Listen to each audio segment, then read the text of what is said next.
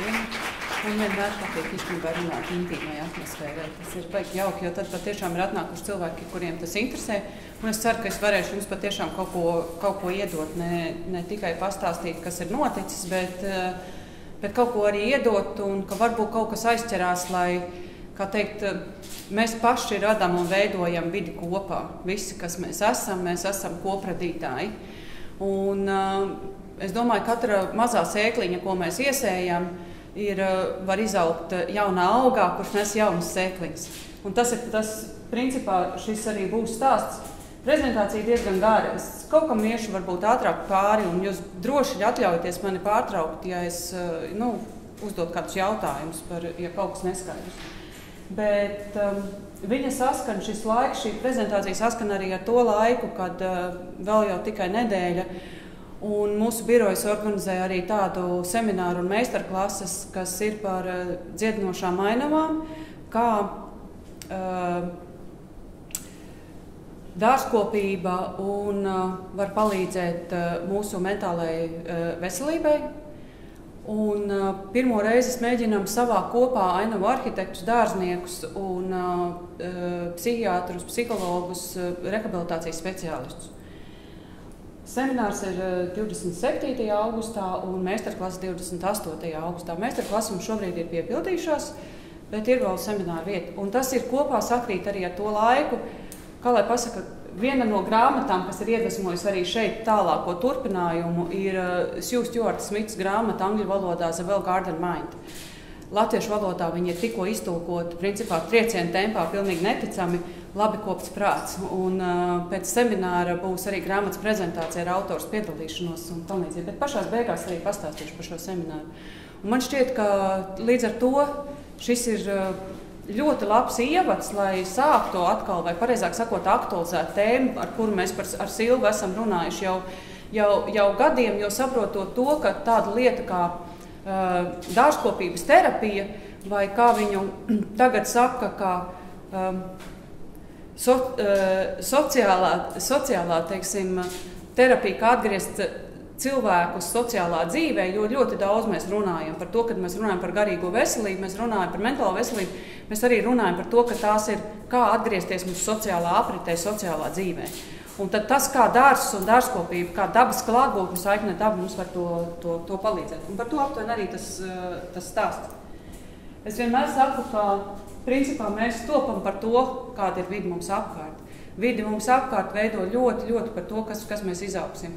Un es vienmēr varu pateikt, es esmu ļoti, ļoti pateicīga saviem vecākiem, ka man bija brīnišķīgi iespēja uzaugt Murjāņos, Gaujas krastos, starp brīnišķīgiem cilvēkiem, mākslas pasaulē, dabas pasaulē. Man vectēvs un mamma un tētis vienmēr ir veduši dabā, rādījuši, mācījuši sēnes, putnus, un mēs glābām putniņus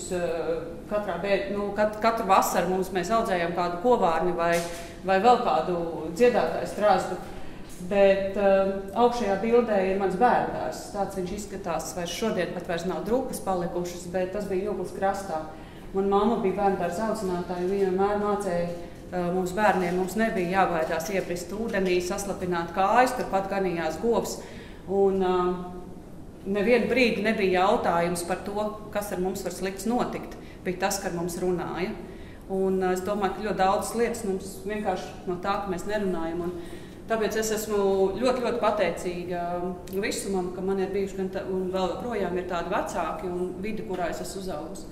Un tas ir devis iespēju arī veidot manu sapņu komandu, jo tas, kas ir taps, tas stāsts, par ko mēs runāsim, tas netop vienu cilvēku, tas nekad nav.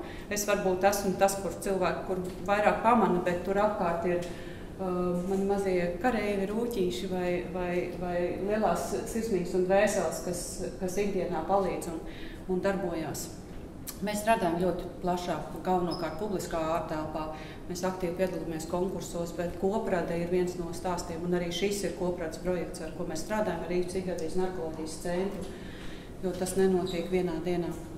Un jau kādu laiku, kopš jau gandrīz 10 gadus mēs varam teikt, ka tas, ko mēs radām, mēs mācāmies radīt dziedinošas ainavas, un par to arī šodien tas stāsts. Un tas jautājums ir, kur un kā to rast. Un laikam jau jūsu pašu noteiktajā virsrakstā zināšanas un pieņemšana ir lielie atslēgas vārdi, ka mums ir visu laiku jāizzina, jāmācās, mēs izzinām, bet mums ir arī jāpieņem. Un tas ir mācīties pieņemt pasauli visā tajā daudzveidībā, saprast, cik dažādi mēs esam, kur viens vai otrs mēs varam rast savu mierinājumu, kur viens vai otrs mēs varam rast sevī piepildījumu, lai tālāk varētu izpausties kā radošas personības. Mēs visi esam radošas personības.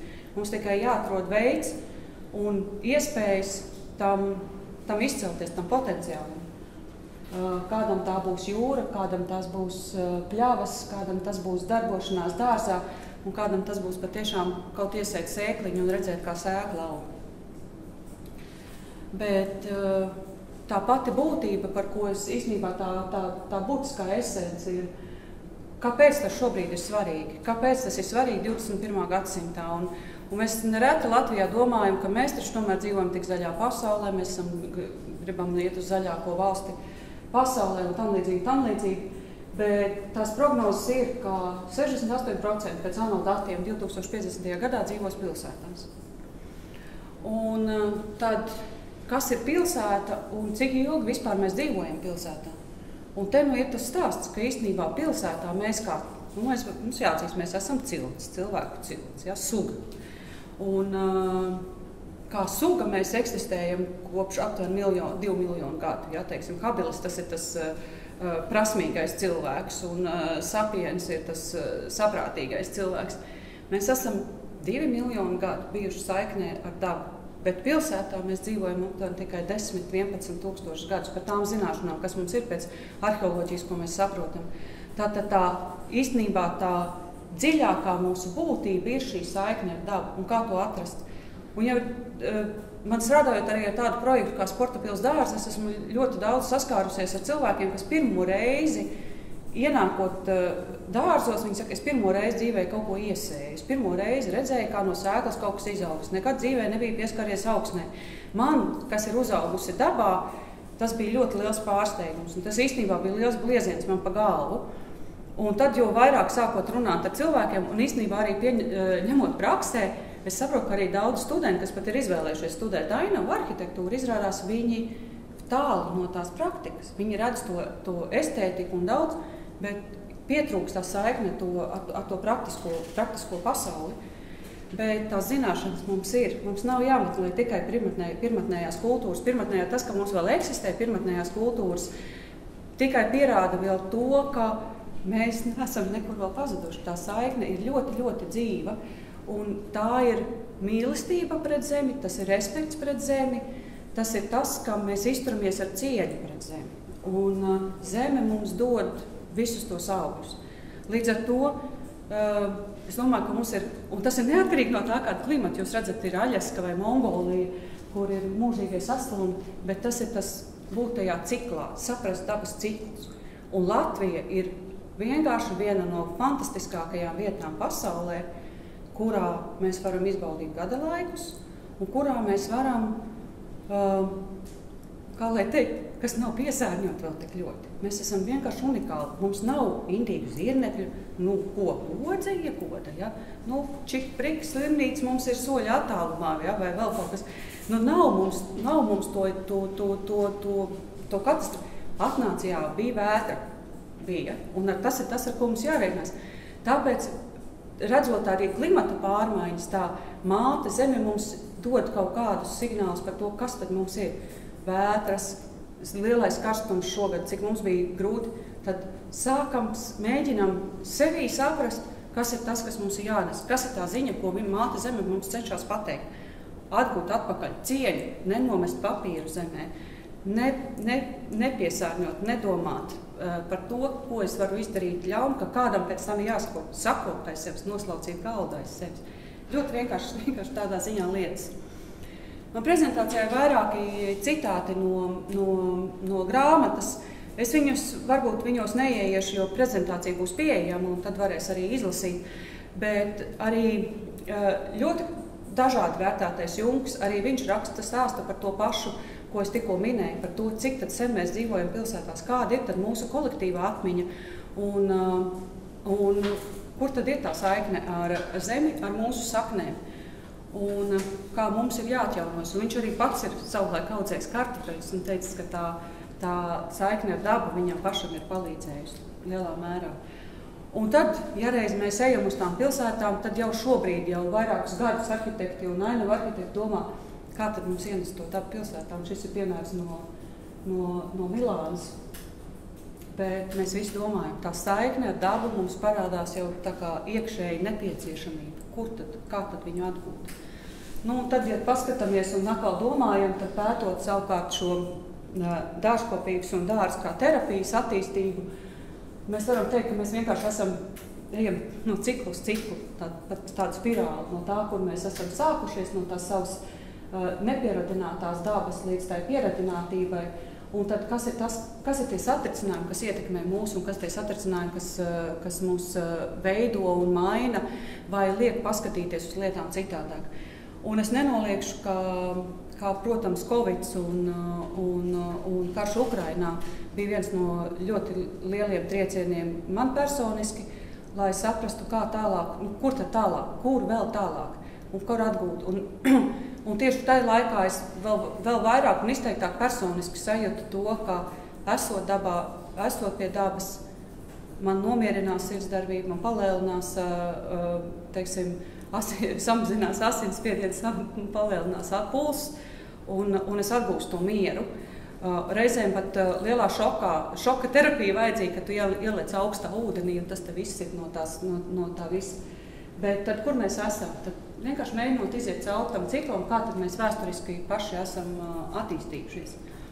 Un tas, ja es minēju par vecām, par kā teikt tām cilšu zināšanām, tad to noliekot malā, tās rakstiskās liecības, kur tad parādās, tad tas jau ir 4.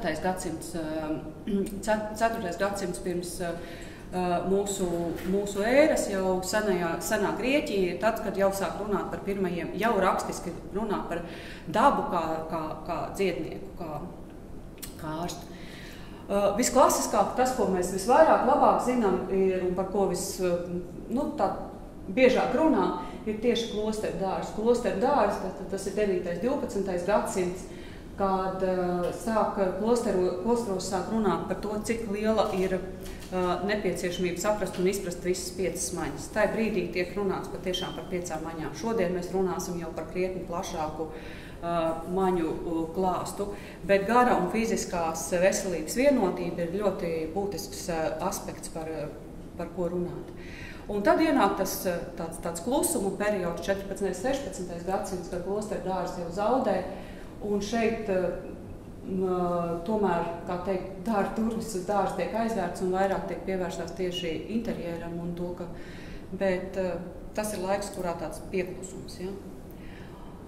Tad ienāk 18. gadsimts, un tas ir reformu laiks, tiek veidots jaunas slimnīcas, un tiek atgriežamies pie tā paša, kas jau bija, kā teikt, gadsimts atpakaļ, ka cik svarīgi ir, ka pacienti redz ainavu un kokus caur logiem.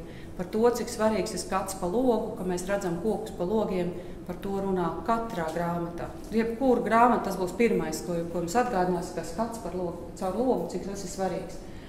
Un ka pacientiem atveseļinošās rehabilitācijas laikā ir ļoti, ļoti svarīgs pastaigs dārzā. Un tas atkal atgriež visas maņas, tas strādā uz visām maņām. Un jau pēc tam tas ir tas pats laiks, kad tiek izstrādāts pirmās rekomendācijas, kā veidot slimnīcas dārzus. Kā tad strādāt ar dārziem, lai tas dārzs piedalītos šajā atveseļošanās procesā. Par to, kur būtu stādiņu, teiksim, kur strautiņu un tam līdzīgi. Tas jau tāds nianses. Un būtiska attieksmes maiņa ir jau 18. 19. gadsimts, pasaulē ienāk romantisms un ainaviskas vidas pieejamība kā daļa no terapijas. Tas ir tas, ko uzsver. Un tiek veidot speciāli slimnīcu projekti, tiek izveidota vide, kur nodarboties ar dārzkopības slimnīcas, tiek veidotas principā pārsvarā kā vienstāvu vai divstāvu apjomi ļoti plašās ainaviskās telpās. Un slimnīcas vairs nav pilsētās viennozīmīgi, bet slimnīcas iziet ārpus pilsētām, lai būtu pieejama šā ainava. Par doktoru Pinelu jūs pie Silvas varat muzejā doties un uzzināt, bet principā viņš ir arī viens no pirmajiem, kas runā par dārzkopību un ar dabu saistību darba terapiju, pamatlīdzējs, kā viņš iesaista pacientus, lai būtu. Te šeit man arī ir links uz to filmu, bet filmu var noskatīties muzejā. Es ieteiktu noteikti visiem, kas nav bijuši, aiziet uz muzeju. Un Silvas stāstījums tur ir brīnišķīgs, patiešām, manuprāt, daudziem nezināma lieta, paslēpts, bet būtu tāds, par ko vairāk jārunā. Un te mēs nonākam pie Florences Nightingales. Viņa ir arī viens no vārdiem, kur nedrīkst nepieminēt. Tas ir Krimas kara laiks. Un Florence personiski novēro, ka tie pacienti, kurus viņi izved ārā, pirmkārt ir pārbāztas palātas, nav vietas, ir Krimas karš un nav kur likt pacientus. Viņi izvedot šos pacientus ārā, viņi saprot, ka tie pacienti, kas ir bijuši ārā, kuri ir redzējuši šo skatu vai redz skatu pa logu, viņi atveseļojas ātrāk. Un tieši esot šajos personiskajos novērojumos, viņa sāk izstrādā un saka, ka ir jāveido pilnīgi cita attieksme. Mēs nevaram vairs turēt pacientu šajos pagrabos vai neaiztaisīt logus, aiztaisīt logi, ka nevienāk saules gaisma, kas it kā viņus varētu apžiltināt. Nē, tieši tas viņiem ir vajadzīgi. Viņiem vajag sauli, viņiem vajag kontaktu ar dabu, saikni ar dzīvi, nevis tikai redzēt ciešanas apkārt. Jo tas, ko daba var sniegt, par to ļoti daudz rakstā grāmatu, kur mēs šobrīd tulkojam. Tā tad ir jau iztulkota, es ceru, ka piekdien saņemt jau pirmo signālu eksemplāru. Viņi stāsta par to, cik ļoti dažādi mēs kā cilvēki uztveram pasauli un dabu. Un Sju pati ir psihoterapeite, un viņai vīrs ir ainava arhitekts. Un viņa stāsta grāmatā caur savu pieredzi, kā viņa atcerās vectēvu, kā viņa atcerās, kā viņam sadzīvot ar kara sekām ir palīdzējusi kontakts ar dabu, dārzkopība un tam līdzīgi. Un tad strādājot ar saviem pacientiem, viņi arī stāsta par to, cik ļoti dažādi mēs uztveram pasauli. Kā šizofrēnijas slimnieks dabā saredz maigumu par to, kā viena maza sēkliņa var izaugt par lielu koku. Un ar tik lielu maigumu viņa izlaužās cauri zemē, un tas ir abrīnojams spēks. Savukārt kara veterāni, ar kuriem viņi ir strādājusi, pēkšņi ierauga to, tāds koks izdzīvojis ir visu. Viņš ir gājis cauri kariem. Viņš ir tas stiprais balsts, kuru nekas nevar satricināt. Tā ir tā vieta, kuras var justies brīvs, būt pie koka un sajust to, ka viņam nekas nav bijis par grūtu. Un īstenībā lielā mērā arī Nightingale par to runā. Viņa par pirmajiem parkiem. Viņa arī runā par parkiem ne tikai kā pie slimnīcām, bet viņa runā, ka arī jābūt šiem parkiem, kur cilvēki var pēc tam ikdienā doties. Tad viņa uzsver šo aspektu, ka tā dziedināšana mums nav vajadzīga tikai ārstniecības ietvaros, bet dziedināšana ir vispār mums ikdienas nepieciešamība. 19. gadsimtā tiek izstrādāts jau tad mērķtiecīgas vadlīnijas. Par to jau, par ko vairāk kārt šeit pieminēts, ir prāts un ķermenis jārastē kopā, skats uz logu, uz apstādījumiem, kontakts ar dabu un fiziskas aktivitātes un dārzkopība. Ja? Tātad kopumā, kā mēs strādājam ar garumu un ar savu fizisko ķermeni. Un šeit var arī redzēt to slimnīcu projektus, plānus, pēc iespējas dabūt plašu šo skatu un pārskatu. Bet, ja tas viss bija vairāk par pasauli, tad īsumā pieskaroties arī to, kas notiek Latvijā, tad Aleksandra augstumi, 19. gadsimtā to sauc par Aleksandra augstumu, šodien šo teritoriju mēs pazīstam kā Rīgas psihiatrijas un narkoloģijas centru. Mēs te arī atrodamies, tātais vēsturiskajos Aleksandra augstumos, par ko jums ļoti daudz var Silva atkal muzejā izstāstīt, tāpēc es vairāk nerunāšu, bet ir pāris cilvēki, kurus noteikti ir jāpiemina. Tas ir pirmais direktors Otto von Kuhns, un viņš arī viennozīmīgi uzsver to, cik svarīgi ir dārzkopības terapija, viņš veicina dārzkopības un darba terapijas attīstību šeit, un arī dārznieks Cidra, kurš veido pirmās skices šim pastaigu parkam, veidot drogu dārziņu un aptiekām. Un tas ir tas laiks, kad principā šī teritorija ir pašpietiekama. Tiek audzēti dārzeņi un garšaugi, lai nodrošinātu arī šīs iestādes vajadzības. Un tad mēs nonākam jau šajā gadsimtā, pagājušā gadsimta beigas un 21. gadsimts. Plašāk pazīstamā tāda tēma, vai varbūt pareizāk sakot, kas tieši 86. gadā tiek apstiprināta, 82. gadā tiek Japānā ieviesta Nacionālo veselības programma, kas nozīmē tātad Shirin-yoku, kas nozīmē pavadīt vairāk laika koku tuvumā. Šodien mēs to pazīstam kā meža terapiju. Es arī esmu sākusi mācīties apgūt šīs zinības. Un mēs sakām, ka principā nevis mēs esam meža terapeiti, bet mežs ir terapeits. Un tās zinības, kāpēc, es arī diezgan daudz lasīju, kāpēc tieši Japānā, jo ļoti Japāna ir viena no valstīm, kurā ir viens visaugstākais no stresa līmeņiem, kur ir nenormāli ātras dzīves temps, un kur reti, ja tu nokavē, piemēram, pēdējo vilcienu uz mājām, tu vairs nevari paspēt uz mājām, tev nākamā rītā ļoti agri jābūt, un tad ir izveidotas tādas, viņiem pie stacijām ir izveidotas tādas mazas kabīnītes, kurās tu principā iebrauc kā tādā gultā, un tad tu izbrauc ārā, un tu esi atkal nākamajā ritienā.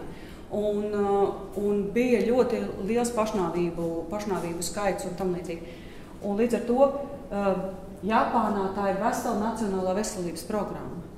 Mums tā nav Nacionālā veselības programma, bet savukārt tas, ka mēs arvien vairāk zaudējam to saikni ar dabu, ir tas, par ko tas šodien viss lielais arī stāsts, ka, manuprāt, ka meža terapija un dārzkopības terapija tās divas no praksēm, kuras mēs varētu ieviest savā rehabilitācijas apmācību programmā rehabilitologiem par to, lai mēs iegūtu šīs zināšanas, lai mēs paplašinātu to loku, ko mēs varam sniegt saviem pacientiem tieši caur zināšanām, pareizāk sakot, caur dabas sajušanu, būt kopā dabu.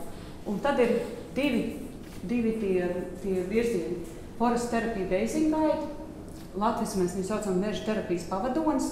Tas ir cilvēks, kuram nav vajadzīgas obligāti medicīniskās zināšanas, bet viņš ir vienkārši cilvēkus ved mežā.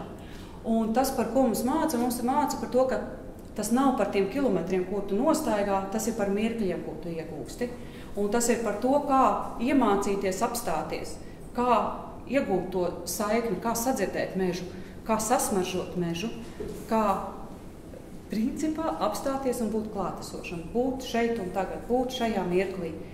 To, ko mums ikdienā nereti grūti, un saprast to, ka to var izdarīt arī pilsētas parkā. To ir grūtāk izdarīt pilsētas parkā, tāpēc, ka apkārt ir daudz vairāk trokšņu, bet tad, kad jau tu iemācies un saproti, kas ir tas mērķis, tad to ir arī viegli izdarīt pilsētas parkā. Es diezgan daudz staigāju, man ir vecie kapi blakus. Un es varu pateikt, kopš es patiešām pievērsos arī šim staigājot, es zinu pāris punktus, kur ieejot vecajos kapos. Ja vakarā nebūtu ieslēgts tās gaismiņas, es vispār sajūtos kā mežā. Un dienā, kad nav ieslēgts gaismas, tu reāli vari atrast tos punktus, kur tu paskaties riņķī un tu neredzi. Tu tikai tālumā dzirdi to, ka brauc mašīnas. Bet atslēdzot šo dzirdes momentu, tu vienkārši esi mežā. Un tā ir, manuprāt, viena fantastiskā lieta. Tātad vienkārši vest mežā cilvēkiem atgūt saikni ar dabu. Tur ir noteikti procesi, kā tie vairāk 5 soļi, ar kādiem iet cauri, un tad vai mēs dalāmies vai mēs nedalāmies. Tas ir atkal atsevišķs stāsts. Par to mums būs seminārā arī lektori viens stāstīs par meža terapiju. Viens pasniedzēja. Un savukārt meža terapijas praktiķis, tas ir tas cilvēks, kurš jau strādā šis, kā teikt, pavadonis kopā ar vai tas būtu sociālais pedagogs, vai tas būtu psihologs, vai tas būtu ar profesionāli jau kopā, tieši mērķtiecīgi atlasot kādu no mērķa grupām. Vai tie būtu depresijas pacienti, vai tie būtu cilvēki, kuriem ir augsts izdegšanas risks. Piemēram, šajā gadījumā es varētu arī teikt, ka tas būtu jūsu psihiatrijas narkoloģijas centra darbiniekiem. Ļoti vērtīgs pasākums, kur iet kopā Bet viena grupa, aptuveni, teiksim, tās varbūt, piemēram, tā ir sieviešu grupa, vai vīriešu grupa, vai vēl kaut kā. Tur jau attiecīgi tad tieši tas profesionālais, kas ir ar šo medicīnas izglītību, viņš jau zina, kā veidot to grupu, viņš veic to priekšatlasi tās grupas, un tad mērķtiecīgi darbojās jau ar dziļākām metodēm saprast, ka tas jau iet uz to terapijas veidu. Un tas, par ko būs tas lielākais un dziļākais stāsts, būs tieši par to, kas tad ir dziedinoši un terapeitiski dārzi vai ainavas. Un bieži man uzdod šos jautājumus, tiek kaut kur dzirdēts, kas ir healing landscapes vai healing gardens un therapeutic gardens vai landscapes. Un tad es diezgan daudz arī pētījumu meklēju, tad kā pateikt vienkāršāk, lai saprastu, kas ir tā atšķirības starp to, ko mēs darām. Un tad abi šie tipi, jo tur ir principā tādas nianses, tad abi šie tipi ir mērķtiecīgi veidoti, lai veicinātu miedarbību starp cilvēku un dabas dziednieciskajām īpašībām. Tad tas ir kaut kas, ko kas nevis dabā, bet tomēr mēs mērķtiecīgi veidojam. Tāpēc arī sākumā pieminēju to pilsētu, ka mēs dzīvojam tajā pārveidotajā pasaulē, antropocēnā, ja? Un tad kā mēs to veidojam? Un tā miedarbība var būt gan pasīva, gan aktīva, ja? Un atkarībā no tām vajadzībām. Un tie instrumenti un principi, protams, ir ļoti līdzīgi, kā mēs veidojam, bet tikai tad, kas tad ir kas, un iziesim cauri. Tas būs arī tas galvenais fokus, par ko es šodien gribu stāstīt. Un dziedinoši dārzi, es gribu teikt, ka patiešām tas termins ir ietilpīgāks uz angļu valodā, jo viņš runā papusēji, viņš saka healing landscapes. Un tas nozīmē, ka tas ir gan dabas orientēts, ka mēs palīdzam dabai, gan daba palīdz mums. Bet tā ir visiem publiski pieejama telpa, kas nodrošina atbalsta funkciju. Atslēgas vārds ir tā atbalsta funkcija. Un tas nozīmē, ka mēs nerunājam tikai par ārstniecības iestādēm šeit vairāk vai par rehabilitācijas iestādēm, ja? Bet tā ir tā atbalsta. Līdz ar to katra no telpām, ar kuru mēs strādājam, tā būtu jāveido pēc šiem dārza principiem. Un tas viens no lieliem tad ir tas, par ko mēs runājam, uz cilvēku vērsts dizains. Tad kā mēs to veidojam? Un tad te ir tas svarīgi, ka tā ārtelpai jābūt saprotamai, svarīgai vai jēgpilnai, un ar to ir jābūt kaut kā tā vienkāršo tulkojot ar to, kur viegli tikt galā. Tad tas saprotams un viegli tikt galā ir ļoti līdzīgi principā lietas, bet es varu veikt viegli, man tā vide netraucē būt un dzīvot un darboties savā ikdienā. Viņa ir tik klātesoša, ka es viņu jūtu, bet tāpat laikā viņa man palīdz. Ja? Un tāpēc es arī izvēlējos šos divus piemērus. Varbūt, ka jūs atpazīstat. Tā ir Rīga. Vai atpazīstat šo vietu? Jā, tas ir perons. Jā, Hanzas perons, vai ne? Un šī vieta? Tas ir viesnīca. Jā, Dzirnava iela arī netālu. Un, manuprāt, tās ir apbrīnojami, fantastiski piemēri, tieši tāds, kāda tā pilsēta ir. Mums vairs nav vienveidīgi stādījumi par ielām. Tas ir arī saistībā ar klimata pārmaiņām. Mēs nezinām, kurā brīdī var uznākt kaut kas var apēst, piemēram, vienu vai otru sugu. Kasteņas, kā mums masveidā iet bojā, parādās oši. Mums oši vienkārši krīt viens pēc otra. Un līdz ar to, ja mums ir monotoni vienas sugas stādījumi, tas palielina arī risku tam, ka mums cits saka, nē, ielā taču jābūt ir vienādi, mums ir pierasts tā. Mums ir jāizkāpj ārā no tā pierastā. Tāpēc, ka daudzveidība veido arī pārējo daudzveidību. Māca mums pierast pie tā, ka mēs esam daudzveidīgi, arī dabā daudzveidīgi un pieņemt. Pieņemšana, kas ir zināšanas un pieņemšana, atkal atgriežoties pie tā termina. Un šeit savukārt, manuprāt, tas ir brīnišķīgs piemērs, ko tiek respektēti visi. Tiek respektēti gājēji, cilvēki, kas iet garām, tiek respektēti viesnīca. Ir viesnīcas viesiem, kur būtu ļoti intīma atmosfērā, bet šeit šis garais solis, kas ļaut apsēsties, bet nebūt tieši tai trasē, kur mēs ejam, bet būt tai savā kabatiņā un apsēsties vai nu vienam, vai vairākiem cilvēkiem kopā. Un tā ir tāpēc es saku, ka ielas telpa ir ļoti, ļoti svarīga. Bez tās tā ir daļa no tā mūsu tā dziedinošā aspekta.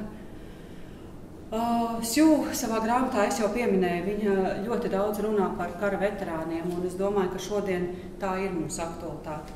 Man ir skumji skatīties, ka Venēcijas bienālē arhitekti neviens nerunā šobrīd par to, kas ir karš un kāds ir kara sekas un kādas kara sekas atstās ne tikai uz arhitektūru, bet uz mūsu mentālo veselību. Mums tas lielākais laikam pieci kļūt, ka tas kļūst par pieradumu, ka mēs jau kļūstam un tas ir tas ierastais. Un tas ierastais mums tā kā pazaudē to dziļo saikni. Bet karš nedrīkst būt par ieradumu. Karš nedrīkst būt par normālību. Jaunais normālais nedrīkst vienkārši būt karš. Un tāpēc ir vajadzīgs dārzs kā vieta, kurā nav baila. Ja, kurā mums nav.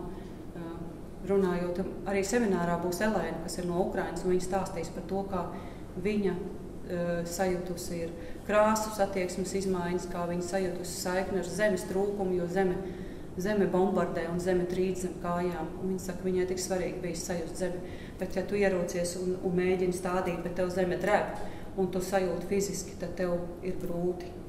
Un dārzam būtu jābūt vietā, kurā nav šo baiļu, kurā nevar būt sajūta par to, ka tu tagad kaut ko. Mans vairāk kārt pieminētais Sportpils dārzi, tas ir vēl viens no maniem sirds projektiem, kurā es pati esmu ļoti mācījusies, un tas ir bijis tāds ļoti liels savā ziņā eksperiments. Šis ir pēdējais gads. Pat labi notiek sarunas ar attīstītājiem, vai varbūt varēs turpināt vēl kādu gadu, bet ne pilnā apjomā. Bet tas ir tas process, kur tādā nelielā kopienā, nosacīt nelielā, tur ir 150 dārznieki, bet katrā dārziņā ir 2 vai 3 cilvēki. Ja? Tātad, kur mēs mācāmies viens otru respektēt, mēs mācāmies viens no otra. Mēs mēģinām sadzirdēt, sajust, saredzēt, mēs mācāmies piedošanu un pieņemšanu.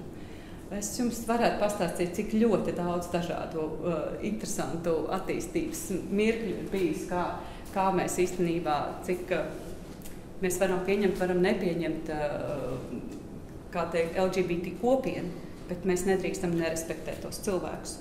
Jūs tās attieksmes, kā mēs visi viens ar otru mācījāmies sarunāties tur un saprast, kāds varbūt nav mācējis kaut ko izdarīt, nav sakopsies sevis toaleti vai vēl kaut ko.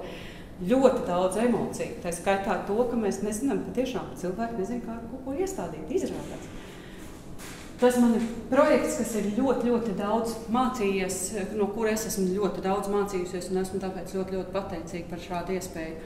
Un arī laikmetīgā māksla šai telpā par to, cik viņa ir sezonāla, cik viņa ir mainīga, kā viņa maina to vidi, attieksmi un skatījumu uz pasauli. Un Šūk savā grāmatā raksta par radikāliem risinājumiem. Viņa piemin, ka vientumlība ir kļuvusi par mūsu vienu no lielām problēmām. Tāpēc jau es arī teicu, ka tas, kas mūs ar lielā mērā, ko psihoterapeiti strādā, tas jau ir ar socializēšanos, ar atgūt ticību, uzticēšanos, socializēties. Arī kara veterāni, kuriem ir ļoti grūti atgūt ticību tam, ka viņi var viņi var cilvēkiem uzticēties, jo viņi redzējuši tās lielās šausmas. Šizofrēnijas pacienti arī, kuriem ir ļoti grūti saprast, ka vai viņi ir pieņemti, vai viņus pieņems, kā atgūt atkal to sarunu. Un mums savukārt dārzos ir Teresfora, kura ir savās senioru gados palikusi viena, un kurai arī aizgāja sunītis, un viņa pavisam, tad viņa teica, ka šeit dārzos viņa ir atguvusi savu otru dzīvi. Tā ir vieta un telpa, kurā viņa atnāk, un dārzi viņai ir iedevuši jaunus draugus.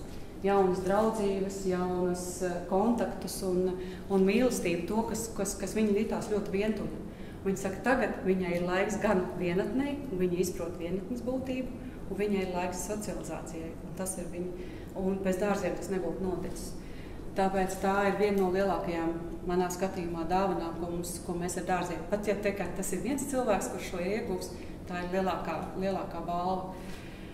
Un tad ir apkaimju mērogs, un mēs nonākam pilsētas mērogā. Kā mēs runājam, kā mēs sarunājamies, tad, kad mēs veidojam pilsētas telpu. Man kā ainava arhitektam vienkārši ir svarīgi, ja mēs veidojam pilsētas telpu, es nevis kā daru to, tāpēc, ka man tā šķiet, ka tā būtu forši, bet tāpēc, ka tā vajag cilvēkiem. Tas ir tas, ko cilvēkiem vajag. Mēs izvēlamies tās prioritātes, kuras vietas mums vajag. Mēs pavaicām cilvēkiem, kur viņiem šobrīd vajag, kas viņiem pietrūkst. Kā to izdarīt, tas jau mans profesionāls zināšanas. Bet kur un ko vajadzētu, tad tas ir tas lielais jautājums. Un iziet ārā un uzsākt sarunu. Tas nav viegli. Arī stāsts par to, kā principā es nonācu šeit, bija caur to, ka es uzsācu sarunu ar Sarkandaugavas iedzīvotājiem. Bet es nevarēju uzsākt sarunu ar šeit. 10. 12. gads, kad es rakstīju savu maģistra darbu par Sarkandaugavas apkaimi, bija tas, ka es varēju ar visiem apkārtnes bomžiem izrunāties, ugunsdzēsējiem, policistiem, visiem, bet es nevarēju pārkāpt šai sienai pāri. Es nevarēju pārkāpt šai sienai. Man bija ļoti liela bremze. Un es zināju, ka tas ir mans parāds toreiz.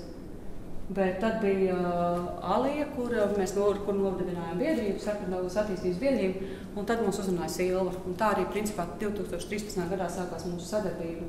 Tas bija tas, es teicu, ka, laikam tas parāds ir, ja tu kaut ko pasaki tai telpā, ka tu kaut ko neesi nogātojis, tie parādus, tu nevari neatdot, tev parāds jādod. Tad tā mēs arī sākām, un tā, principā, arī caur to, cieši caur šo sadarbības mirkli, sākās šis ceļš uz dziedinošām ainavām. Jau 10 gadu garumā. Un šī pilsētas dārzkopība un sadarbība nav nekas jauns. Ir ļoti daudz pasaulē dažādi projekti, kā Incredible Edible, Green Gorillas, Bronx Green Up, ļoti daudz. Un īstenībā protams, ļoti aktuāls tas ir Amerikā ir, tā teiksim, ir viena no dienas aktualitātēm. Protams, arī vairākās Eiropas valstīs. Bet šis savukārt piemērs ir par to, kā var būt publiska privāta telpa. Un cik svarīgi ir tas, ka mēs atdodam savu privātumu. Šis dārzs ir pilnīgi visiem pieejams. Arī tajā laikā, kad nestrādā restorāns. Tā ir Līgatne, Pavāra mājas restorāns. Ēriks Dreibans ir saimnieks, viņi tagad sadarbojas ar papīra fabrikas jauniem saimniekiem. Bet jebkurš, arī jūs, ja jūs izdomājat, jūs varat braukt uz dārzu tajās dienās arī, kad nestrādā vai strādā restorāns, ja jūs nesat, var uzkurt ugunskura, var uzcept savas desas, var būt. Principā tā ir publiski uztaisīta vieta, kurā var nākt iedzīvotāji un darboties. Un Eriks atstāja par nakti tos krāstus, es viņam prasīju, cik viņam ir aizgājuši. Viņš saka, neviens. Šo gadu laikā neviens krāstas viņam nav aizgājis. Ir tikai bijuši dažas lampiņas izspārtītas un izdauzītas. Bet visādi citādi. Tā ir, manuprāt, arī liela uzdarīkstēšanās. Jo Eriks principā sāka telpas veidošanu, pirms jau bija restorāns. Mēs aizbraucām, mēs sākām veidot telpu. Telpai jābūt pieejamai. Es gribu, lai visi uzzina par to, kas ir daba, un tai jābūt tai dabas klātbūtnei.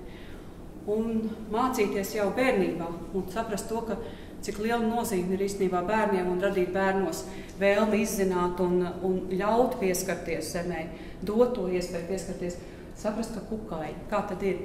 Ja mēs baidamies, ka tie kukaiņi visu kaut kur lido, tad radām viņiem to iespēju, kur viņi var atnākt, un tad tas bērns var varbūt iepazīt tuvāk, nepieskaroties vai vēl kaut kā un tādējādi iedrošinot viņus.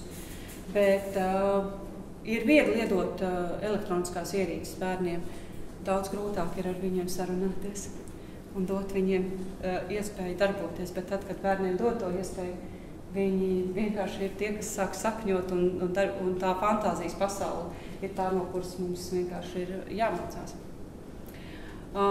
Šis ir man viens ļoti mīļš projekts, tieši laikam tāpēc, ka viņš apvieno 3 lietas – mākslu, pārtiku un dzīvi. Un autori ir māksliniece Linda.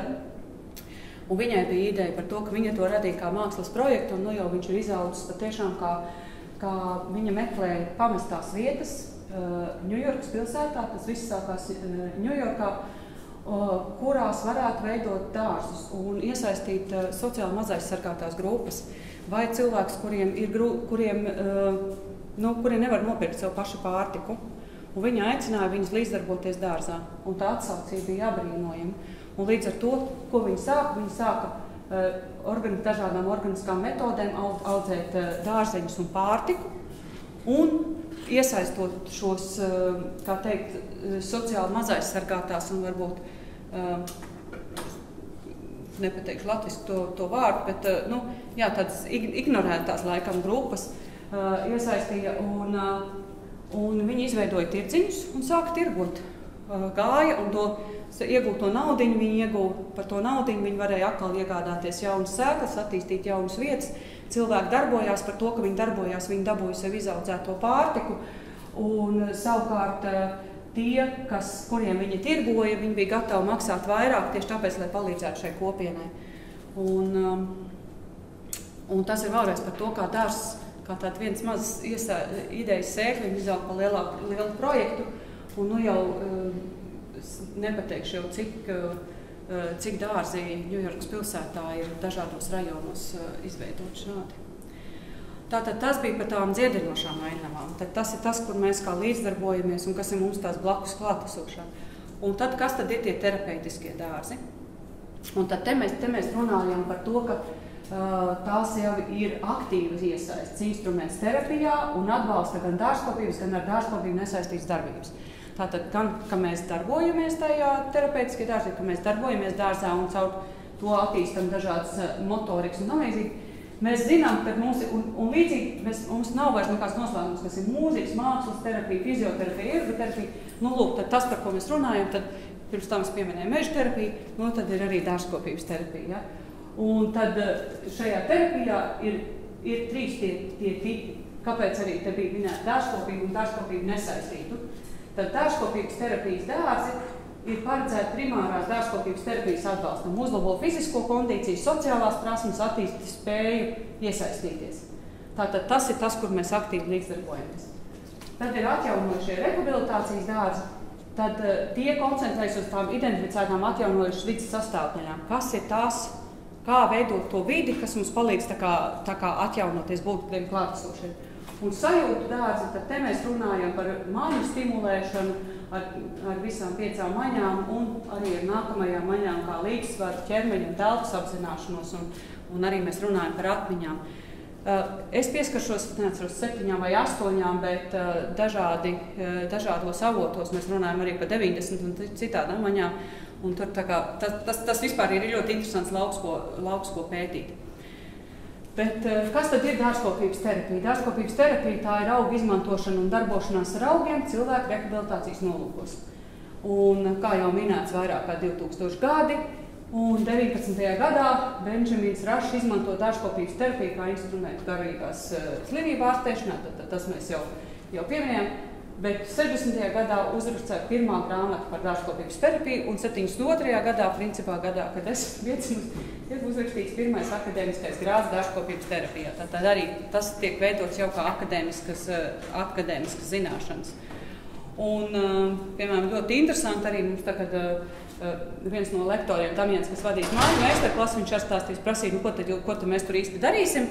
Un viņš saka, aizsies acis un tad mēģināsiet stādīt. Viens kaut ko dos, viens varbūt pieturēs vienu roku, varbūt kāds stādīs ar vienu roku tikai, ja? Kāds varbūt stādīs ar rokām aizmugurē.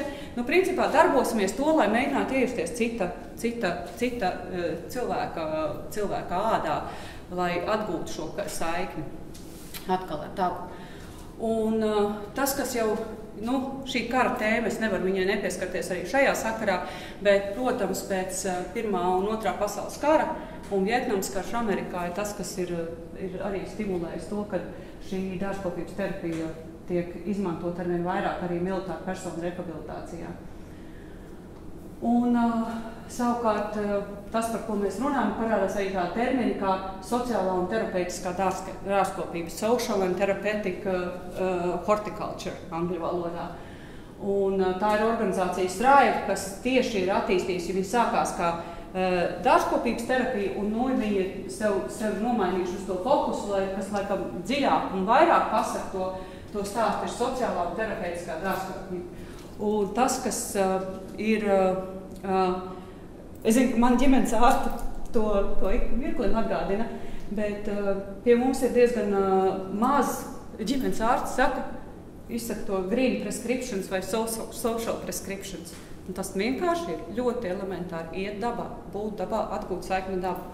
Kā tev ģimenes ārsts pasaka, ka tas, kas ir tavs pirmais palīdzības, mēs nerunājam šeit par diagnozēm, kurām ir vajadzīga tiešām zāļu palīdzība. Tas ne.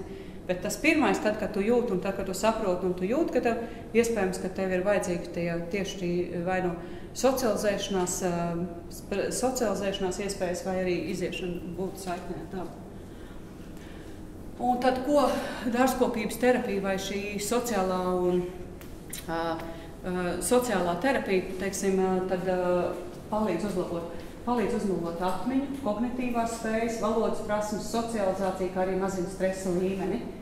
Fiziskajā rehabilitācijā tie būs muskuļu stiprināšana, koordinācijas uzlabošana, līdzsvaru un izturības koordinācija. Tad pēc Strive viņi, tas, ko es esmu pieminējis šeit, ir tikai dažos no tiem, bet Strive to visu jau vērš plašāk un mēģina saprast, kas ir tie nākamie līmeņi, ko tad mums šīs darbošanās dārzā palīdz. Un, jā, tas, ko dārzkopības terapijā laikā tu dari, tu mācies strādāt patstāvīgi, risināt problēmas un arī sekot norādījumiem. Tādiem ļoti vienkāršiem norādījumiem, kas tev tagad jādara, kā tev jādara un tam līdzīgi. Nu, tad ir vairākas tas par tiem, jo šeit tas, ar ko es dalos, ir vairāk tās zināšanas, vairāk gadu garumā no dažādiem literatūras avotiem. Es pārbaudu to labo ticamību, to man universitāte laikam ir iemācījusi, bet ir vairākas organizācijas, ar kurām var sazināties, kas patiešām, un arī tā Damjana lekcija būs, lai to mūsu aizspriedumus par to, ka mēs tagad runājam par kaut ko ļoti ezotērisku, tad tas ir tieši pētījumos balstīts. Nu jau ir vairāki gadu desmiti, kad tas patiešām tiek pierādīts akadēmiskos pētījumos, kāds ir tas efekts dārzkopības terapijai. Un kas ir svarīgi, kāpēc es saku, ka dārzkopības terapeits visticamāk nebūs ainam arhitekts, bet viņš būs drīzāk kāds no cilvēks, jo viņam ir svarīgi, ka viņš ir ne tikai auggzinātnē zinošs, bet psiholoģijā, cilvēkzinātnē. Viņš zina cilvēku psiholoģiju. Ir jābūt padziļinātākām zināšanām. Dārzkopība varbūt ir vieglāk, manuprāt, un tam, protams, jebkura profesija var transformēties, mēs visu to varam iegūt, un mēs varam darboties un tam līdzīgi, bet ir ļoti, ļoti svarīgi. Un tas, ar ko es arī saskāros, šeit mēs ar Silvu esam saskārušies dārzā strādājot, ir vienmēr bijis tas jautājums, mēs tagad uztaisīsim draugu dārziņu, dārzkopības terapijas dārziņu, kas tad viņā darbosies? Mums nav šo speciālistu. Tad tas viens no maniem arī semināru un meistarklāšu mērķiem ir pastāstīt un iedot to pirmo pēlienu, to pirmo sēkliņu, iesēt par to, ka mums to vajag, mēs to varam izdarīt, un tad iespējams, ka tā sēkliņa izaug un mums rodās tā nepieciešamība. Un tad mēs varam arī patiešām jēgpilni veidot šeit, Strenčos, Jelgavā, Daugavpilī, vēl citur veidot šos dārzus. Ja. Te ir vairāki piemēri par terapeitiskiem dārziem, ka tas nav tikai, kā teikt, mentālo saslimšanu jautājums, bet arī, piemēram, kā Horatijos Gārdeni, kas ir mugurkaulu traumu centri, tiek mērķtiecīgi veidoti, lai šo traumu rezultātā rehabilitācijai. Vēža centra pacientiem, īpašām garīgām fiziskām vajadzībām. Vairāk ir, protams, vēža atbalsta centri, bet, kā jūs redzat, tie piemēri un arī saitēs ieejot, jūs varat apskatīties un redzēt, cik viņi visi ir ar dabas klātbūtni, dabas klātesamību, pieskarties augiem, ļaut sajust augus, strādāt ar maņām, par to mēs runāsim. Vēl viens piemērs, laikam tāds skarbāks piemērs ir cietumi, darbs ar cietumiem, dārzkopības terapija kā daļa no cietumā programmas. Tas, ko šajā cietumā, Rikers Island cietumā, kas ir arī Ņujorka, tika veikti pētījumi, ka tie, kas bija piedalījušies šajā programmā, pa 40% samazinājās no noziegumu recidīvu skaits. Jāatzīmē gan, ka, protams, te ir daudz dažādi visādi kontroversiāli jautājumi, jo Amerikā cietumi ir privāti. Un te daudzi savukārt ir cilvēktiesību aizstāvji ir teikuši arī, jā, te tiek izmantot cietumnieku, viņu bezmaksas darba spēks, lai jūs veidotu savu labumu. Un es saprotu to, bet es gribu uz to pievērst acis, jo, manuprāt, ja katrs cilvēks, kuru mēs varam padarīt par labāku cilvēku, un ja viņš piedalās brīvprātīgi, jo tā programma nav piespiedu programma. Viņa aicina brīvprātīgi piedalīties. Un, ja cilvēks ir nācis brīvprātīgi, tad viņš pats ir izvēlējies to ceļu. Un, ja šis cilvēks ir izvēlējies to ceļu, lai to nedarītu, nu tad kāpēc? Ne? Kāpēc mums vairot noziedzību, vai ne? Mēs varam kaut vienu cilvēku. Bet te arī stāst par to, cik viņi tur saražo to pārtiku. Un, ja mēs savukārt runājam tātad par terapeitiskiem dārziem jau un šīs solitoģenēs kontekstā, tad te mums ir svarīgi, ka mēs rūpējamies, un tas jau būtu par veselības iestādēm, ka mēs rūpējamies gan par pacientu personālu un par apmeklētāju, par to, kas strādā, to, kas ir atvedis šo pacientu uz slimnīcu. Un pacientam tas, protams, būs patvērums, un tas būs instruments, kas piedalīsies arī terapijā un arī veicinās šo pretošanos slimībai. Personālam tas būs atpūtas un ieelpas brīdis.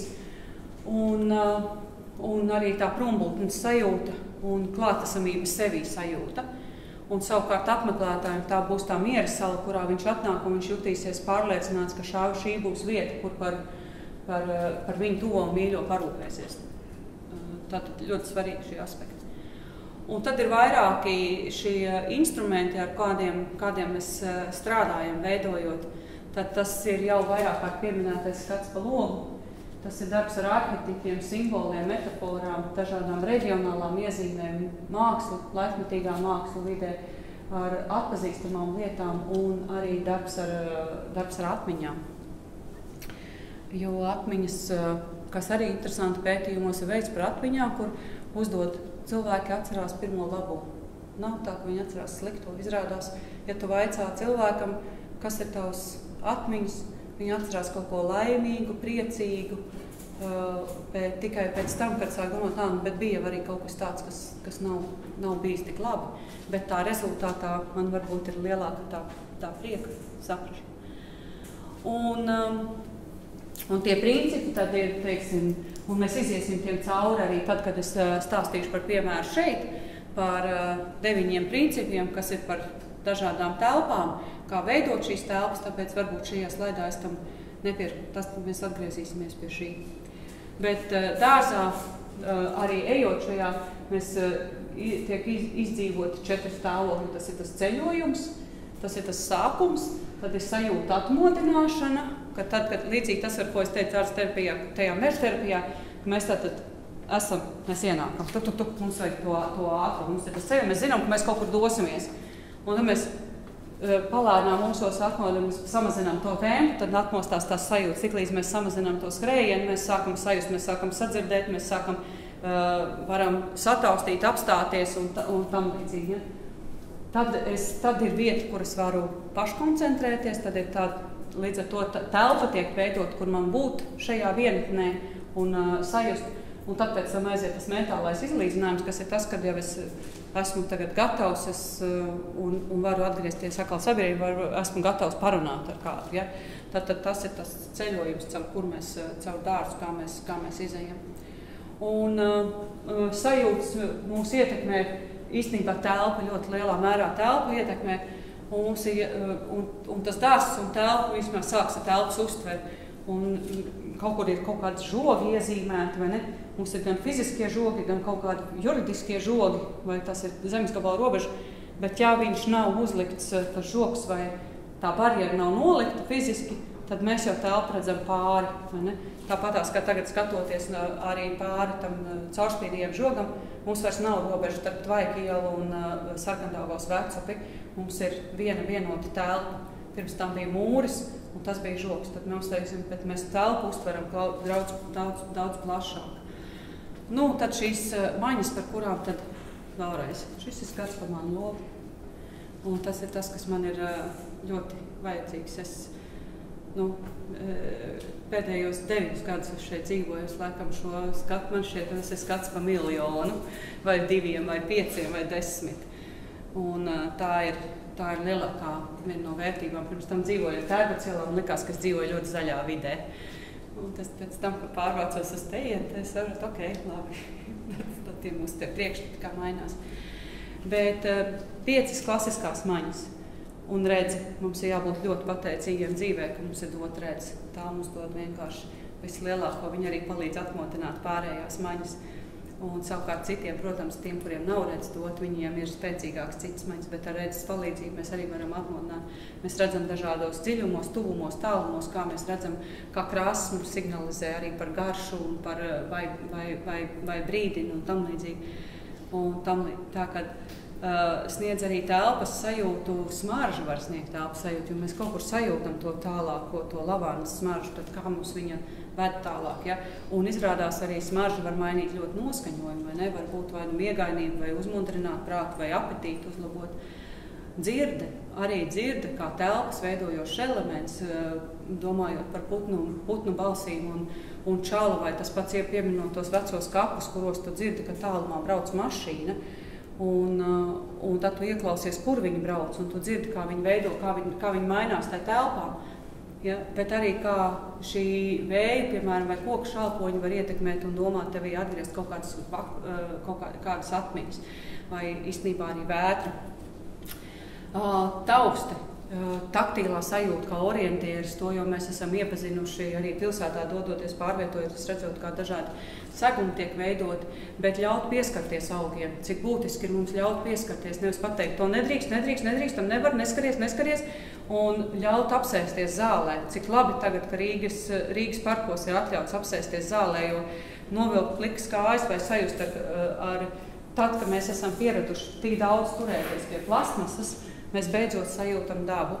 Un tā ir tā viena no dažādiem, cik augiem izrādās dažādas faktūras. Varbūt arī vienai lapai viņa var būt maiga un asa un tam līdzīgi. Garša, arī kā garša var veidot to telpas izziņas kā instruments. Un garša var būt gan kā redz, gan kā tausta un gan kā oža, ņemot vērā, kā augs sniedz mums dažādus signālus par to, kas ir. Bet mums nevajadzētu aizmirst par pasakām. Mums viennozīmīgi, jo pasakas ir maņu izziņas elements. Un tas ir bērnība, mums jālasa daudz pasakas, mums bērniem jālasa priekšā pasakas, jo tās ļoti, ļoti veido stāstu par to, kas ir maņas un kādas ir sajūtas un kā mēs veidojam, tas veido to mūsu iztēli. Un es teicu, ka es pieminēšu vēl pāris, un tā ir līdzsvars, kas ir vestibulārā sistēma, kā mums atgūt un mācīties to līdzsvaru, kā nebaidīties pārkāpt kaut kādām lietām, pārlikt kaut kādām lietām.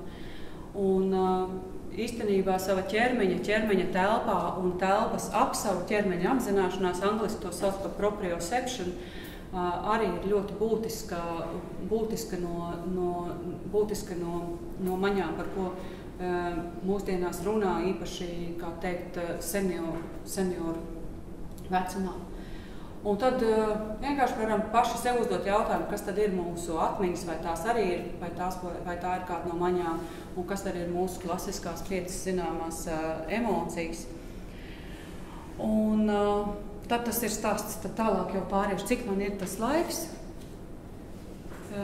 pārējot stāstu par to, kā mēs esam nonākuši līdz tam, ka mums ir par to, kā šāda dziednieciska vide un telpa to palēnām un māca mums pacietību. Jo 10 gadi ir prasījuši daudz pacietību un daudz arī nervu, visādi, visu kaut ko. Jo, protams, ka mums ir viena, bet es domāju, ka mēs visi kopā esam auguši un mācījušies un sapratuši.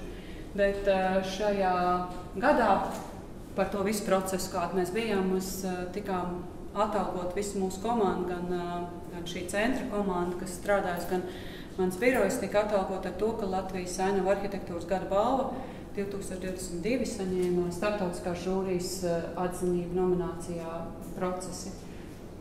Un no 80 tur iesniegtajiem šis bija viens no 6 darbiem, kas tika atzīmēts no starptautiskās žūrijas puses. Tādēļ mēs varam būt lepni un priecīgi par to, ka tas, ko mēs darām, ir saprast ne tikai mūsu pašu, ka mēs ticam, bet arī saprot cilvēku no ārpus. Un starptautiskā žūrija, viņi bija no dažādām pasaules, visiem pasaules kontinentiem, drīz jāsaka no Jaunzēlandes un tā. Tad kā tas sākās? Šis ir tas mūrs, kuram es nevarēju pārkāpt, tas 2013. gads. Un tad Silvas zvans un Alī man saka, jāiet pie Silvas. Tad mēs devāmies pie Silvas. Un tā, 13. un 14. gadā tapa šis pirmais koncerts, stāsts. Un tad mums tas vadmotīvs bija tieši, un tas nav mainījies līdz šim, un tas ir ņemts no centra mājaslapas. Veidot civilizētu 21. gadsimta prasībām atbilstošu ārstniecības vidi, mazināt aizspriedumus, bailes, un mēs būsim gandarīti, ja varēsim palīdzēt. Un tas ir tas, kas ir mūs vadījis visus šos gadus. Un strādājot pie šī koncepta, iepazīstoties arvien vairāk un saprotot, ka izrādās man kādam kolēģim mammai ir šizofrēnija, izrādās katrā ģimenē ir kādam vai bijuši izdegšana, vai depresija, vai demence. Es biju patiešām ļoti pārsteigta un arvien vairāk runājot, mēs nerunājam par šīm lietām. Bet tieši saistībā ar šo dārzu veidošanu nākās runāt un uzzinot arī to, ka skolās mums paliekās arvien uzmanības bērniem šīs hiperaktivitāte, ADHDS ir arvien vairāk, un katru gadu šie skaits ar bērniem, kas atnāk uz skolu, kuriem ir šīs veselības izaicinājumi, viņš palielinās. Un tas nozīmē, ka kaut kas mums ir jādara. Un tajā brīdī mēs arī kā birojas pieņēmām, ka tad šī ir lieta, par ko nerunā, šī ir lieta, kurai ir grūti saņemt finansējumu, jo tie ir tie aizspriedumi. Un tas nav tā kā, tā nav liela nauda, kas te var atnest. Mēs teicām, ka mēs palīdzēsim, kā mēs varēsim, cik mēs varēsim, tik mēs centīsimies palīdzēt ar savām zināšanām un savu atbalstu. Un tapa vīzija, kas īstenībā ļoti saskanā ar mūsu dziesmu svētku estrādes vīziju.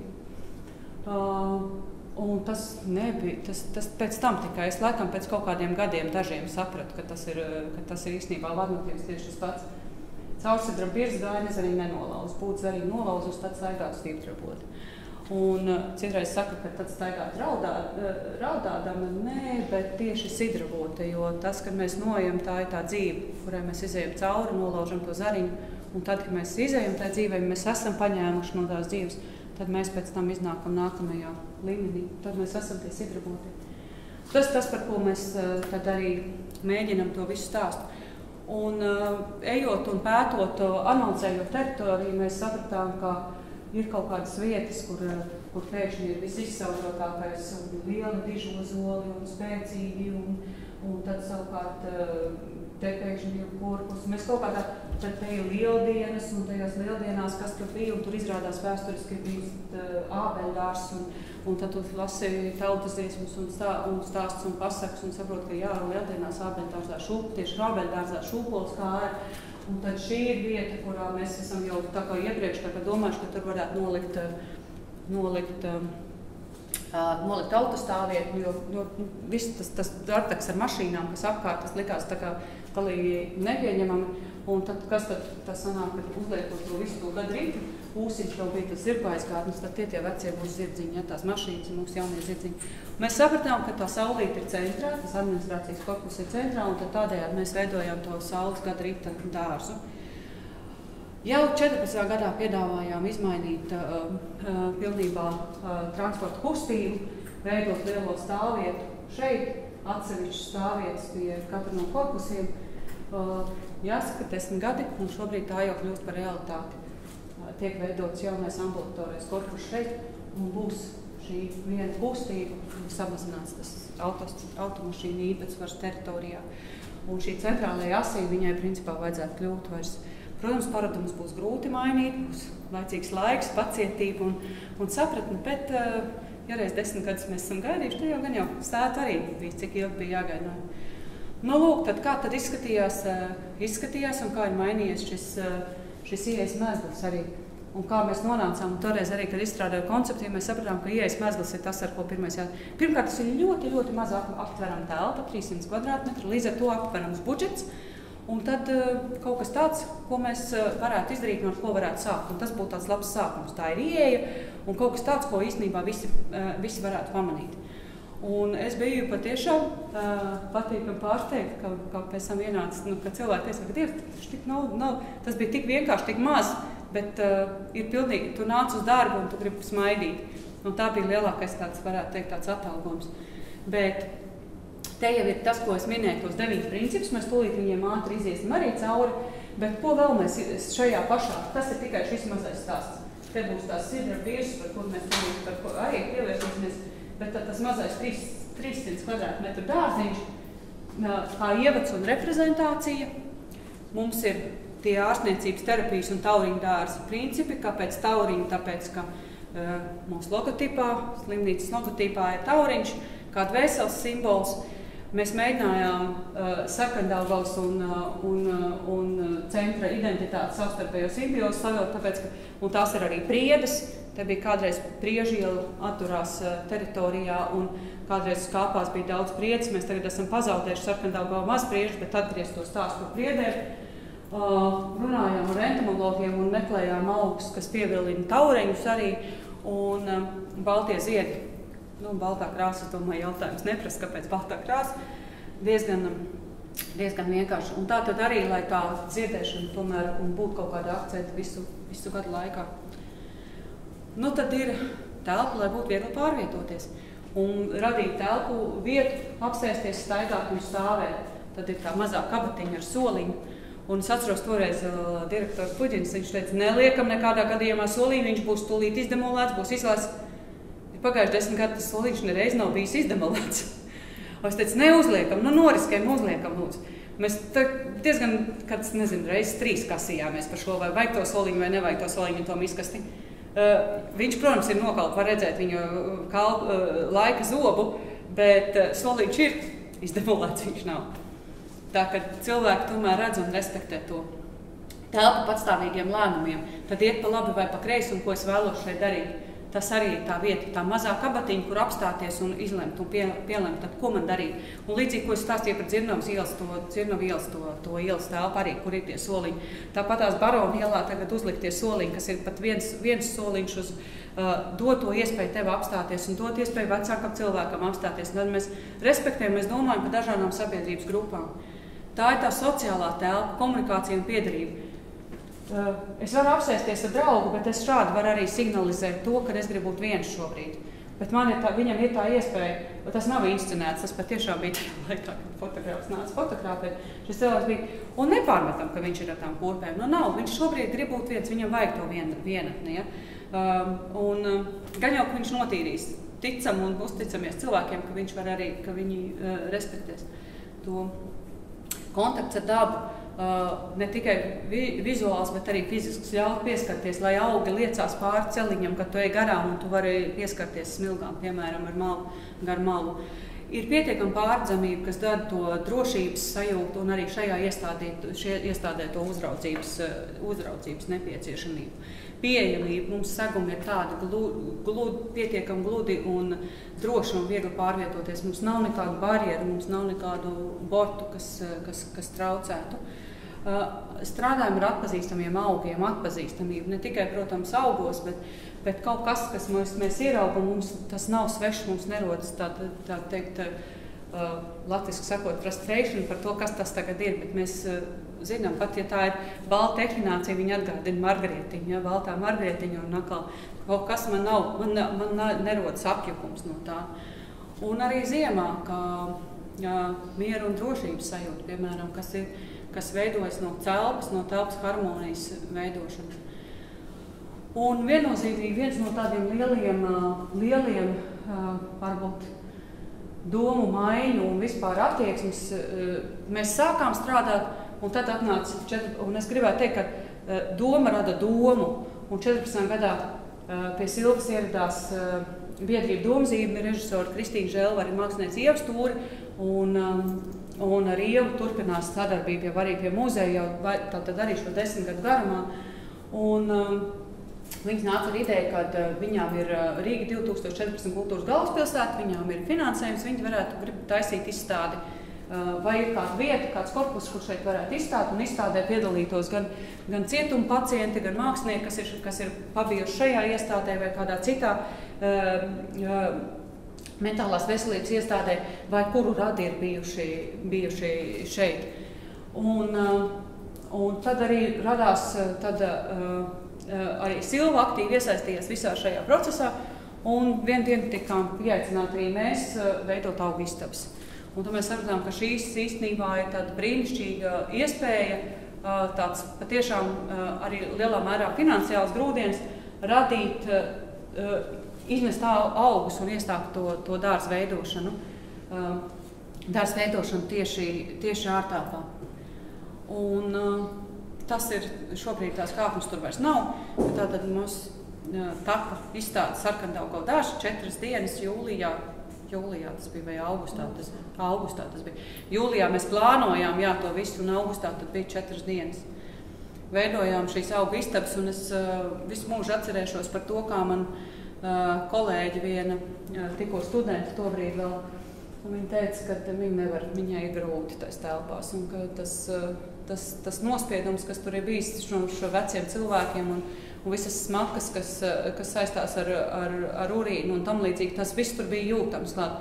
Viņa saka, viņa nevarēs visu dienu. Es teicu, kas brauc tad, kad tu būsi, es kā teikt, jau cilvēks, kurš vairāk tāds apružājies, un tad teica, ka būs labi. Un tad mums atveda augus. Mēs sākām kārtot augus, mēs sākām kārtot lavandas. Un visi, kas nāca, arī mākslinieki, kas tur darbojās, viņi saka, kas notika? Viņi visi teica, kas notika? Jo smaka pazuda. Atnāca vieglums un atnāca mīlestība. Un visi kā viens vienkārši saprata, ka telpa ir atdzīvojusies. Un tas bija man fiziski, kad es izjūtu arī to, kā daba dziedē. Cik ļoti maz mums vajag, bet daba dziedē šo fizisko telpu. Un arī Sandra man teica, kas notika? Viņa saka, viss. Un tad pēc tam kad mēs ar Kristīnu un Ievu domājam, ka mēs sēdēsim vientulībā 4 dienas, un ka neviens jau nenāks, un kā tad tie cilvēki nāks? Un visu laiku nāca pacienti, nāca darbinieki un cilvēki no malas. Tur bija katru dienu pa 1000 cilvēkam iznāk.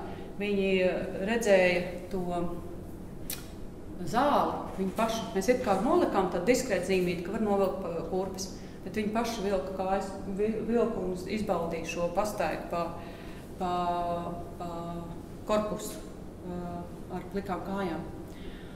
Un tad šie bērni, ko jūs šodien redzat, ir 10 gadus, bet tāds mazs spītsks mums viņus atveda, un tie bija arī daļa no šī projekta. Tik liels mēs varējām atvērt. Tad, protams, bija vesels pieredze par to, kā tas tika stādīts un kas tikai tur neatradās. Šito mēs nosaucam par Maļēviču kubu. Jā. Bet jūs redzat, kā tie bērni, tāds mazas stipiņas. Un tagad, ejot ārā, varat apskatīties. Un es domāju, ka koks ir beidzot ir koki. No tā tas bija pirms tam. Tad tika sakārtotas taciņas. Un te ir atkal augi no šīs istabas. No šīs istabas, ko jūs redzējāt, augi aizceļoja tālāk uz šo dobi. Un tas ir tas sākums. Principā tā tapas gan sidraba virs, gan šīs dobas.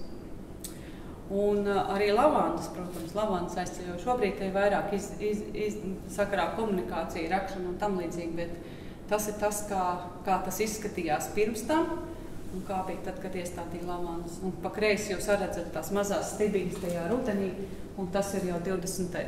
gada rudens, kāda izskatās tie mūsu bērzi. Un šī izstāde mēs aizsūtījām arī uz Eiropas ainavu arhitektūras balvai, kā izstāde pieteicām. Un viņa tika izvēlēta no 358, viņa iekļuva 48 Eiropas labāko ainavu arhitektūras notikumu. Tas bija arī kā notikums 3 gadu ciklā un tika publicēta arī grāmatā. Un tad stāsts, protams, par sētu. Sēta, kas apkaimi taisīja projektu, kur mēs arī centāmies atdzīvināt šo sētu, bet tad notika talkas. Jā. Tad bija pilnīgi aizaugus birstali, pilnīgi aizaugus čūkslājs. Mēs ceram, uztaisam vienkārši talku. Jāuztais talku, lai visu to sakārtot.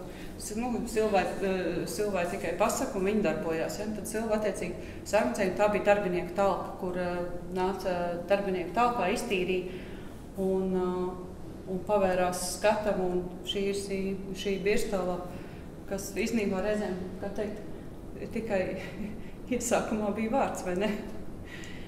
Un top, un tagad tur ir iestādīti arī sniegpulksteņi, un tāpa mainās, un kaut kad nākotnē tur veidosim varbūt arī pastaigu taku. Nu, tad ir dīķis, kas tad tai dīķī par apslēptajiem dārgumiem, un arī dīķis kaut kā jāsakārto. Nu, tad mēģinājām pētīt, cik tad dziļš viņš ir, kas tur stāstīja, tur būs nes, cik tur 6 vai kā. nu, nebija ne 6, ne cik, bet var laivu izbraukt, kā teikt, pa trakonam, ķīķi. Nu, tas, es domāju, kurš vēl to ir darījis. Mēs katrā ziņā izklaidējāmies, Silva mūs iestūma, bet mums bija jautrs pasākums, bet mēs arī sapratām, kāda tad ir gultne, ko tur darīt un kas tad varētu būt tie nākamie soļi. Manuprāt, brīnišķīgs projekts, ko Silva izloloja un kurš neskatoties, kāds var teikt, cik tad ilgs trūklaks, trūklaks var dzīvot ilgi dažādos gada laikos. Un kopš ieliktas trūklaka, tas viennozīmīgi ir viens no pirmajiem apskates objektiem un vieta dīķa mala, kur grib arī pacienti atpūsties. Vēl viens Silvas izlolots objekts ir sašķeltās dvēseles, bija patiešām sašķēlusies, un ne tikai sašķēlusies, bet arī sašķiebusies. Un tika atjaunot, sakārtot pamatnē, ir mākslas darbs atgūst savu. Sarkandaugavas apkaimes svētkos arī stāstījām apkaimē par to, kas notiek dārzā.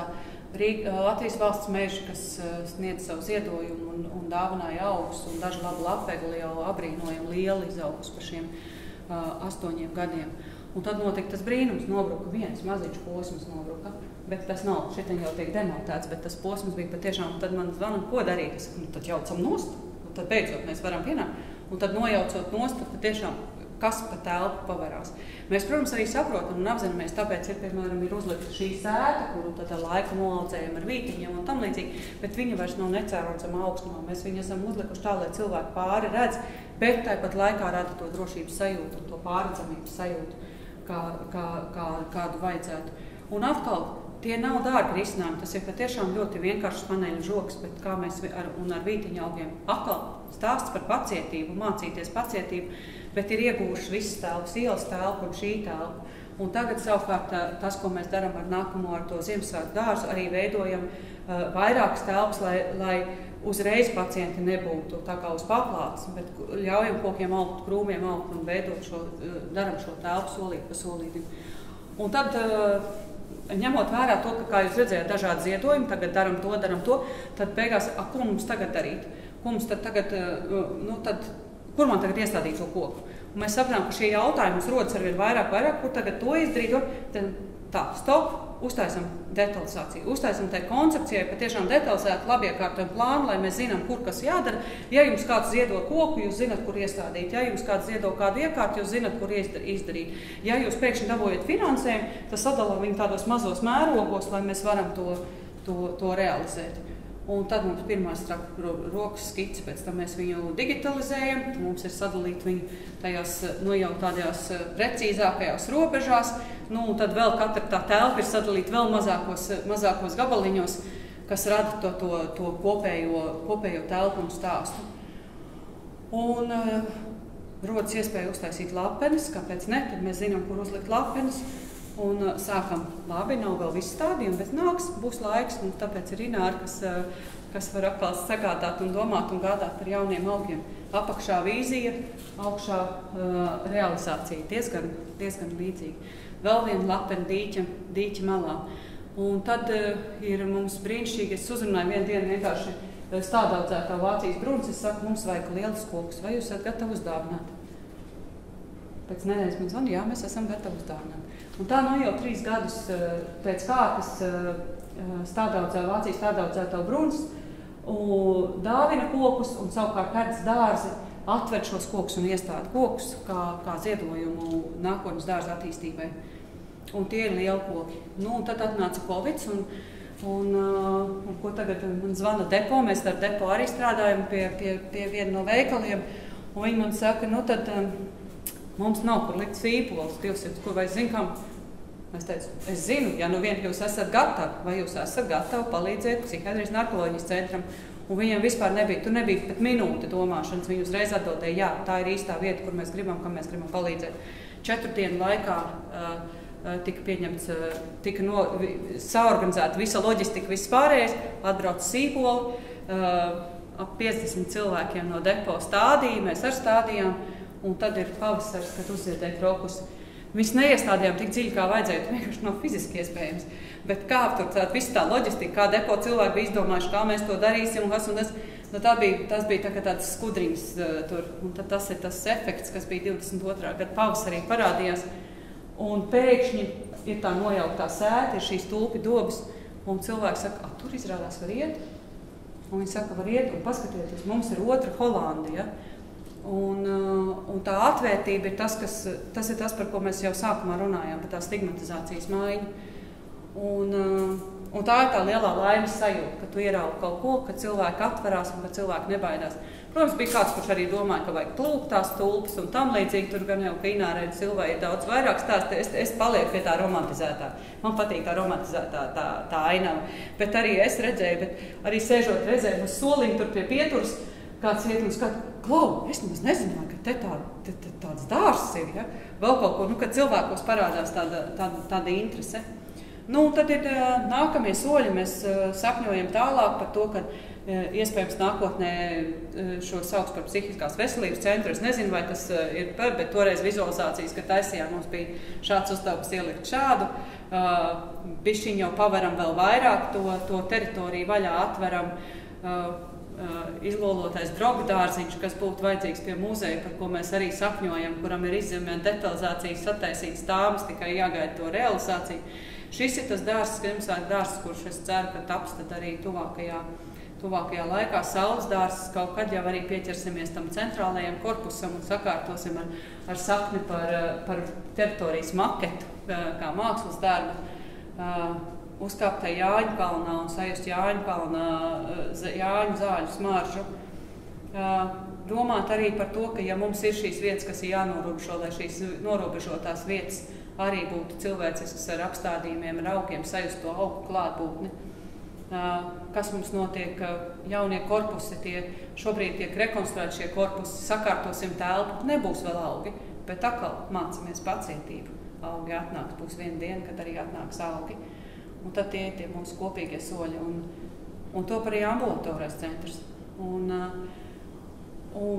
ja tā atskatās patiešām, cik daudz ir noticis 10 gados. Reizēm tad, kad tu ikdienā sēdi, nekas jau atkal nav bijis, bet tad, kad tev pienāk šāda reize, ka tev jāmēģina apkopot to, kas ir noticis, tad saproti, ka patiesībā ļoti daudz. Un te jāsaka, paldies gan Silvai, Inārai, kas turpina šo dārza ideju, un tagad arī jaunā valdes priekšsēdētāja Dr. Pūce, kas arī ir novērtējusi to, ko mēs darām, un es ceru, ka arī turpmāk mēs varēsim darīt.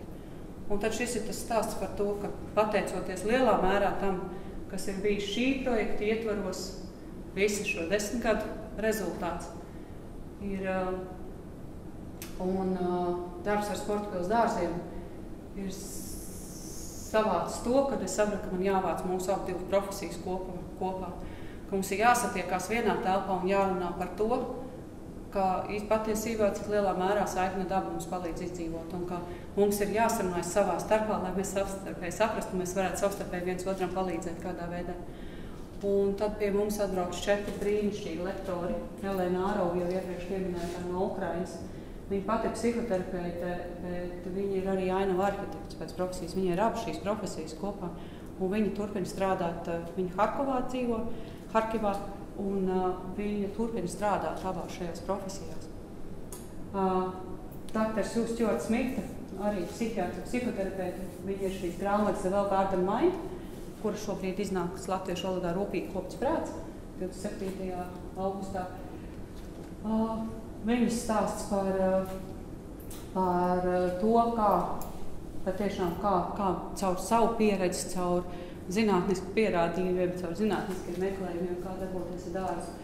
Damiens Ņūmans, kas ir no Straiva apmācību un izglītības konsultāciju vadītājs, tā ir tā organizācija, par kur es jums pieminēju stāstībā dārzkopības terapiju.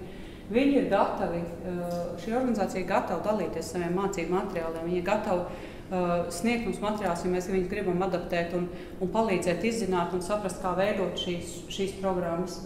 Damiens pašam viņam ir disleksija arī, un tāpēc tā arī viena lieta, par ko mēs īstenībā ļoti maz runājam, ka mēs nezinām, ko tas nozīmē, kā cilvēkam ar disleksiju ir dzīvot mūsu ikdienā.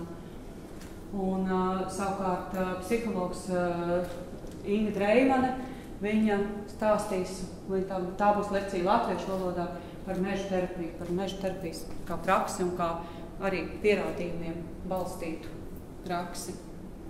Un tad šī grāmata, pat labam man tikai grāmatas vāka izklājums, viņām tipogrāfijā apskatīt grāmatas vāka druku, iekšlapas un piekdien braukšu un ceru, ka būs jau pirmais eksemplārs arī gatavs. Izdevējs tas ir? Zvaigzne. Mēs vienojamies, un mēs principā visu sarunājām, vai es aizgāju februārī, es aizgāju pie Zvaigznes, pie Kilplokas un tā.